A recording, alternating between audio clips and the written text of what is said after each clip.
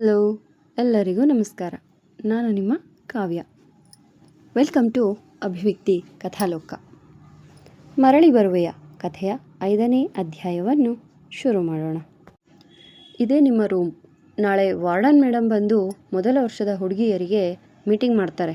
ನೀವಿಬ್ಬರು ತಪ್ಪಿಸ್ಕೊಳ್ದೆ ಹಾಜರಾಗಬೇಕು, ಸರಿನಾ ಎಂದು ನೈಟ್ ಡ್ಯೂಟಿ ಮೇಡಮ್ ಹೇಳಿದಾಗ ಸರಿ ಎಂದು ತಲೆಯಾಡಿಸಿದ ಕೃತಿ ಮತ್ತು ಪ್ರಿಯಾ ಇಬ್ಬರೂ ರೂಮ್ ಒಳಗೆ ಹೋದರು. ಹೇಗಿರುತ್ತೋ ಏನೋ ಅಂತ ಅಂದ್ಕೊಂಡಿದ್ದೆ. ಪರವಾಗಿಲ್ಲ, ರೂಮ್ ತುಂಬ ಚೆನ್ನಾಗಿದೆ ಅಲ್ವಾ? ಇನ್ನು ಮುಂದೆ ಈ ರೂಮ್ನಲ್ಲಿ ನಾವಿಬ್ಬರೇ. ಮೊದಲಾದರೆ 4-5 ಜನ ಒಂದೇ ರೂಮ್ನಲ್ಲಿ ಇರ್ತಿದ್ವಿ. ಈಗ ನಮ್ಮನ್ನು ಕೇಳೋರು ಯಾರೂ ಇಲ್ಲ. ನಮಗಿಷ್ಟ ಬಂದಂತೆ ಇರಬಹುದು ಎಂದು ಉತ್ಸಾಹದಲ್ಲಿ ಹೇಳಿದ ಪ್ರಿಯಾ ಬೆಡ್ ಮೇಲೆ ಅಂಗಾತ ಮಲಗಿದಳು. ಹಲೋ ಮೇಡಮ್, ತಾವು ಕಾಲೇಜ್ ಮತ್ತು ಹಾಸ್ಟೆಲ್ ರೂಲ್ಸ್ನ ಮರ್ತಿದ್ದೀರಾ ಅನಿಸುತ್ತೆ. ನಾವು ಕ್ಯಾಂಪಸ್ ಬಿಟ್ಟು ಕಾಲೇಜಿಂದ ಹೊರಗೆ ಹೋಗೋ ಹಾಗಿಲ್ಲ. ಬೋರ್ಡಿಂಗ್ ಸ್ಕೂಲಲ್ಲಿ ಹೇಗಿದ್ವೋ ಅದೇ ಥರ ಇಲ್ಲಿ ಕೂಡ. ಒಂದು ಬದಲಾವಣೆ ಅಂದರೆ ಅದು ಊಟಿ, ಇದು ಬೆಂಗಳೂರು.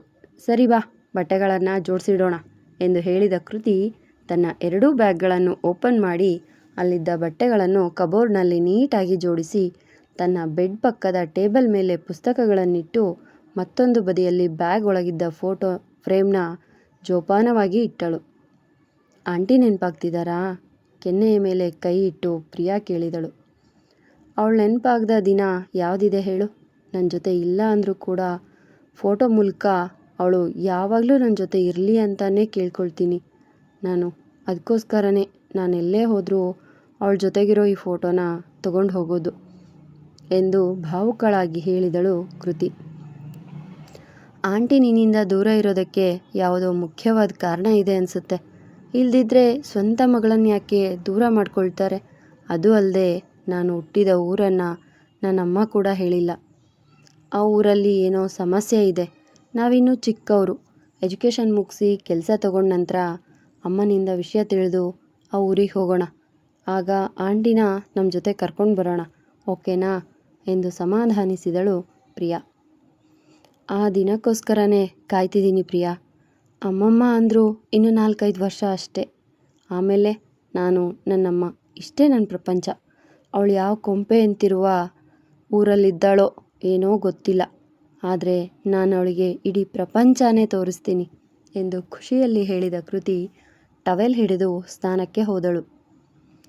ಸ್ನಾನ ಮುಗಿಸಿ ಹೊರಬರುವಷ್ಟರಲ್ಲಿ ಪ್ರಿಯಾ ಮೆಸ್ಗೆ ಹೋಗಿ ಕಾಫಿ, ಸ್ನ್ಯಾಕ್ಸ್ ತಂದಿದ್ದಳು. ಬಾ, ಮೊದಲು ಬಿಸಿ ಆರೋ ಮುನ್ನ ಕಾಫಿ ಕುಡಿದ್ಬಿಡೋಣ, ಆಮೇಲೆ ಹಾಸ್ಟೆಲ್ನ ಒಂದು ಸುತ್ತಿ ಬರೋಣ ಎಂದು ಹೇಳುತ್ತಾ ಪ್ರಿಯಾ ಬೆಡ್ ಮೇಲೆ ಕುಳಿತಳು. ಸ್ನಾನ ಮಾಡಲ್ವಾ ನೀನು ಅಂತ ಕೇಳಿದ ಕೃತಿ ಕಾಫಿ ಕಪ್ ಹಿಡಿದು ಕುಳಿತಳು. ಬೆಳಗ್ಗೆ ಮಾಡ್ತೀನಿ, ಈಗ ಮತ್ತೊಂದು ಸಾರಿ ಮಾಡುವಷ್ಟು ಎನರ್ಜಿ ನನ್ನಲ್ಲಿಲ್ಲ ಎಂದು ಹೇಳಿದಾಗ ತಲೆಯಾಡಿಸಿದ ಕೃತಿ ಕಿಟಕಿಯಿಂದ ಹೊರ ಕಾಣುತ್ತಿದ್ದ ಬೆಂಗಳೂರು ವಾತಾವರಣ ನೋಡುತ್ತಾ ಕಾಫಿ ಕುಡಿದು ಮುಗಿಸಿದಳು.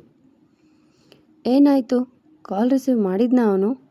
ಪಾರ್ವತಿಯವರು ಕೇಳಿದಾಗ ಇಲ್ಲ ಅತ್ತೆ, ಸ್ವಿಚ್ ಆಫ್ ಬರ್ತಿದೆ ಎಂದರು ಅಮೃತ. ಛೇ, ನಾನು 100 ಸಲ ಬಡ್ಕೊಂಡೆ ಬೆಂಗಳೂರಲ್ಲೇ ಇದ್ಕೊಂಡು ಅವನನ್ನು ಹಾಸ್ಟೆಲಲ್ಲಿ ಬಿಡೋದು ಬೇಡ ಅಂತ. ಈಗ ನೋಡು, ಒಂದು ಫೋನ್ ಕಾಲ್ ಸಹ ರಿಸೀವ್ ಮಾಡಲ್ಲ. ತಿಂಗಳಿಗೊಮ್ಮೆ ಮನೆಗೆ ಬರೋದು ಕಷ್ಟ. ಈಗಿನ ಕಾಲದ ಹುಡುಗರು ನಮ್ಮ ಮಾತೇ ಕೇಳಲ್ಲ ಎಂದು ಗೊಣಗುತ್ತಿದ್ದ ಪಾರ್ವತಿಯವರು ಗಂಡನ ಆಗಮನವಾಗುತ್ತಿದ್ದ ಹಾಗೆ ಸುಮ್ಮನಾದರು.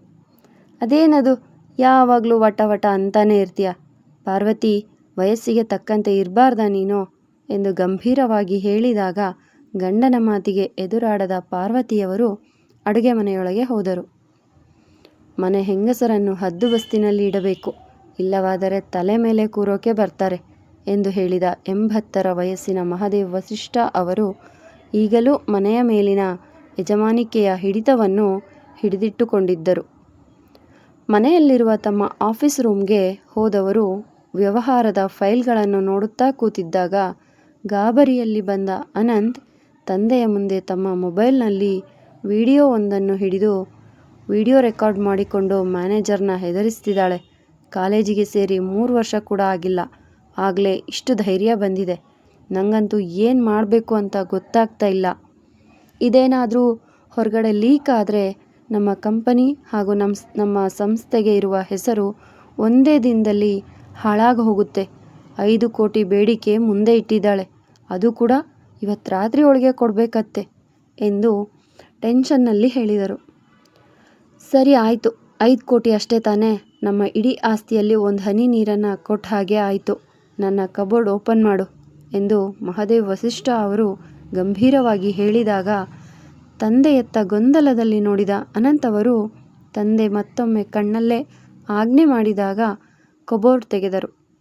ಸೂಟ್ಕೇಸ್ ಒಳಗೆ ಗನ್ ಇತ್ತು. ನಿಜವಾಗ್ಲೂ ಇವಳ ಕತೆ ಕೂಡ ಮುಗಿಸ್ಬೇಕಾ ಎಂದು ಕಿರಿಕಿರಿಯಲ್ಲಿ ಕೇಳಿದರು. ಒಂದೊಂದೇ ತಲೆಗಳು ಉರುಳಿದರೆ ಬಿಸ್ನೆಸ್ ಲಾಸ್ ಎಂದು ಟೆನ್ಷನ್ನಲ್ಲಿ. ಎಸ್, ಈ ವಸಿಷ್ಠ ಸಾಮ್ರಾಜ್ಯವನ್ನು ನಾನು ಈ ರೀತಿಯ ರಕ್ತದ ಮೇಲೆಯೇ ಕಟ್ಟಿರೋದು. ಮತ್ತೊಂದು ಬಲಿಯಾದರೆ ಏನಾಯಿತು? ಸಮಾಜದ ಮುಂದೆ ನಮ್ಮ ಪ್ರತಿಷ್ಠೆ ಹಾಗೂ ಅಧಿಕಾರ ತಲೆ ಎತ್ತಿರಬೇಕು. ಎಂದೂ ಕೂಡ ತಲೆ ತಗ್ಗಿಸಬಾರದು. ಸುಳಿವೂ ಇಲ್ಲದಂತೆ ಅವಳ ಕತೆ ಮುಗಿಯಬೇಕು. ಅವಳ ಕ್ಲಾಸ್ಮೇಟ್ ಅಥವಾ ಹೊರಗಡೆ ಪೇರೆಂಟ್ಸ್ ಏನಾದರೂ ಕೇಳಿದರೆ ಕಥೆ ಸೃಷ್ಟಿಸುವುದು ನಿಂಗೇನು ಹೇಳಿಕೊಡ್ಬೇಕಾಗಿಲ್ಲ ಅಲ್ವಾ ಎಂದು ಮಹದೇವ್ ವಸಿಷ್ಠ ಅವರು ಗಂಭೀರವಾಗಿ ಹೇಳಿದಾಗ ವ್ಯಂಗ್ಯ ನಗುನಕ್ಕ ಅನಂತ್ ಅವರು ತಮ್ಮ ನಂಬಿಕಸ್ಥ ಡ್ಯಾನಿಗೆ ಕಾಲ್ ಮಾಡಿ ವಿಷಯ ತಿಳಿಸಿದರು. ಓಕೆ ಸರ್, ಇವತ್ತು ರಾತ್ರಿ ಒಳಗೆ ಅವಳ ಕತೆ ಮುಗ್ದಿರುತ್ತೆ ಎಂದು ಹೇಳಿದಾತ ಯಾರಿಗೋ ಕಾಲ್ ಮಾಡಿ ಸುದ್ದಿ ತಿಳಿಸಿದ. ಹಾಸ್ಟೆಲ್ ನೋಡಿಕೊಂಡು ಬರಲು ರೂಮಿನಿಂದ ಹೊರಬಂದ ಕೃತಿ, ಪ್ರಿಯಾ ಎಲ್ಲೆಡೆ ಬೀಗ ಹಾಕಿರುವುದನ್ನು ಗಮನಿಸುತ್ತಾ ಮುಂದೆ ಹೋದರು. ಬೆಂಗಳೂರು ಅಂದರೆ ಪಾರ್ಟಿ, ಪಬ್ ಅಂತೆಲ್ಲ ಎಂಜಾಯ್ ಮಾಡಬಹುದು ಅಂತ ಅಂದ್ಕೊಂಡಿದ್ದೆ. ಬಟ್ ಇಲ್ಲಿ ನೋಡಿದರೆ ನಮ್ಮ ಊಟಿ ಬೋರ್ಡಿಂಗ್ ಸ್ಕೂಲ್ಗಿಂತ ತುಂಬ ಸ್ಟ್ರಿಕ್ಟ್ ಆಗಿದೆ. ಒಬ್ಬ ಸ್ಟೂಡೆಂಟ್ ಕೂಡ ಹಾಸ್ಟೆಲಿಂದ ಹೊರಗೆ ತಿರುಗಾಡ್ತಿಲ್ಲ ನೋಡು. ಕಾಡಿನಂತಿದೆ ಈ ಪ್ರದೇಶ. ರೂಮಿನಿಂದ ಯಾರೊಬ್ಬರೂ ಬಂದಿಲ್ಲ. ನನಗೊಂಥರ ಭಯ ಆಗ್ತಿದೆ ಕೃತಿ ಎಂದ ಪ್ರಿಯಾ ಜೈಲಿನಂತಿದ್ದ ಹಾಸ್ಟೆಲನ್ನು ನೋಡಿ ಹೆದರಿಕೊಂಡಿದ್ದಳು. ತುಂಬ ದೊಡ್ಡ ಸಂಸ್ಥೆ ಅಲ್ವಾ, ಒಳ್ಳೆ ರಿಸಲ್ಟ್ ಬರಬೇಕು ಅಂತ ಈ ರೀತಿ ಶಿಸ್ತಿನಲ್ಲಿದೆ ಅನಿಸುತ್ತೆ. ನಮಗೂ ಕೂಡ ಇದೇ ರೀತಿಯ ವಾತಾವರಣ ಬೇಕಿದ್ದದ್ದು ಅಲ್ವಾ?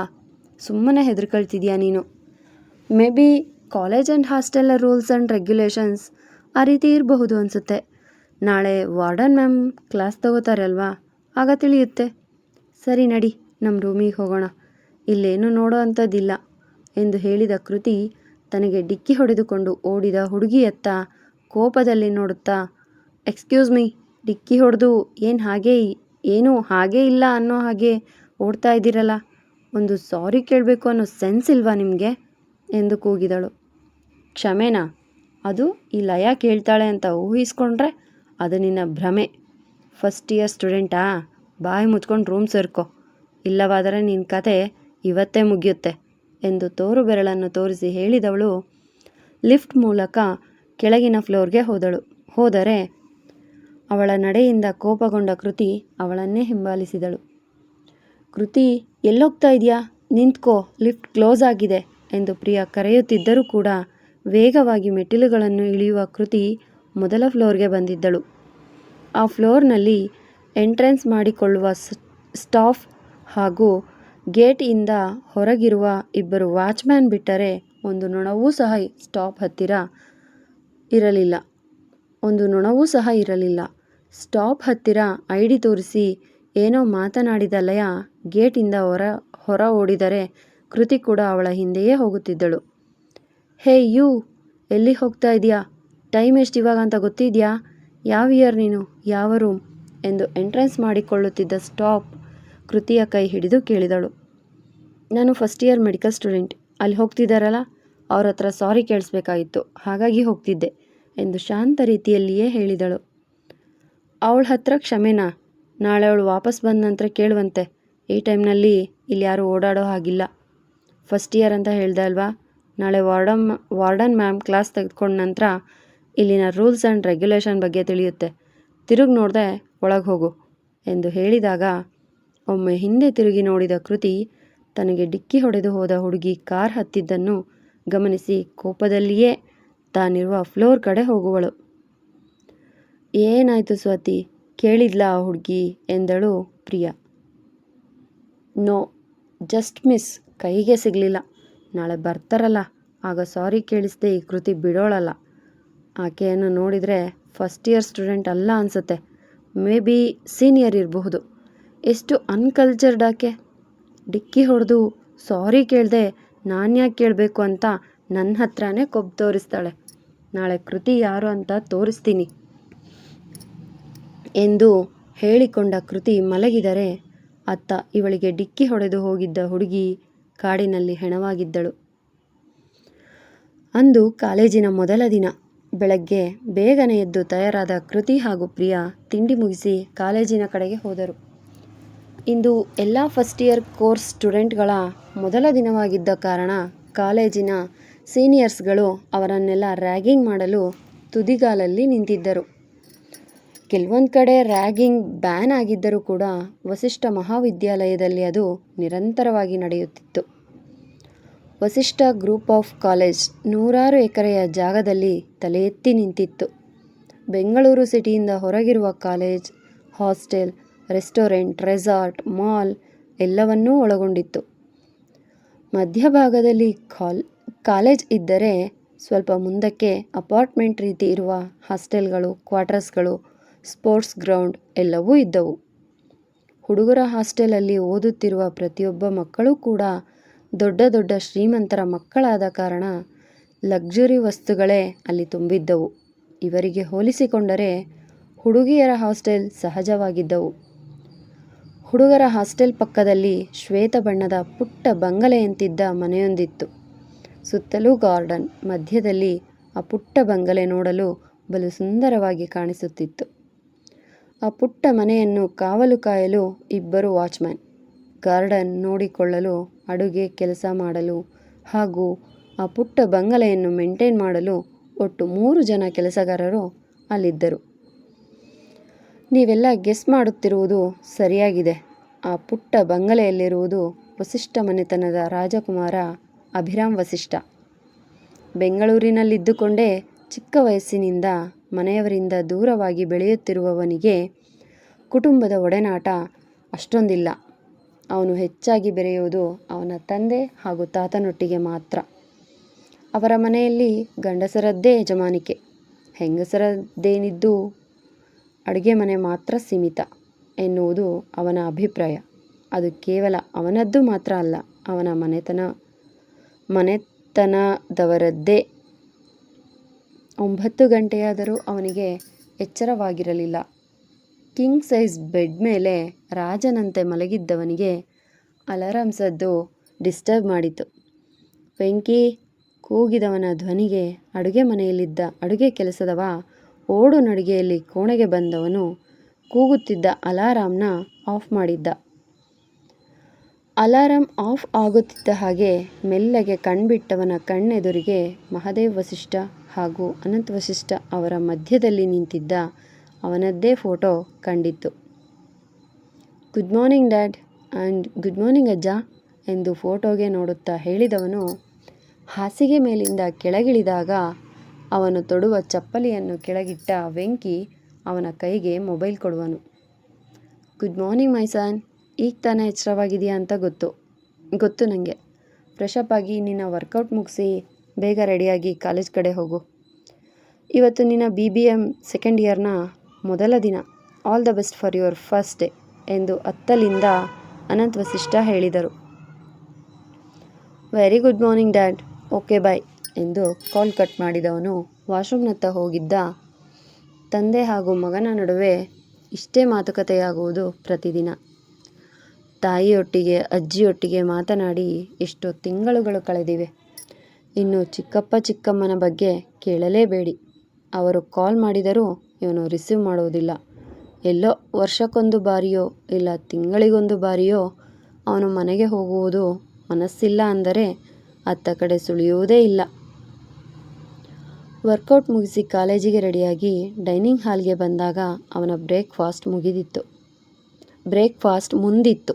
ತಿಂಡಿ ಮುಗಿಸಿದವನು ತನ್ನ ಗೆಳೆಯರ ಗುಂಪು ಮನೆ ಒಳಗೆ ಬಂದಾಗ ಕಾರ್ ಕೀ ಹಿಡಿದವನು ಮನೆಯಿಂದ ಹೊರ ಬಂದಿದ್ದ. ಕಾಲೇಜಿನ ಬಹುದೊಡ್ಡ ರ್ಯಾಗಿಂಗ್ ಗ್ಯಾಂಗ್.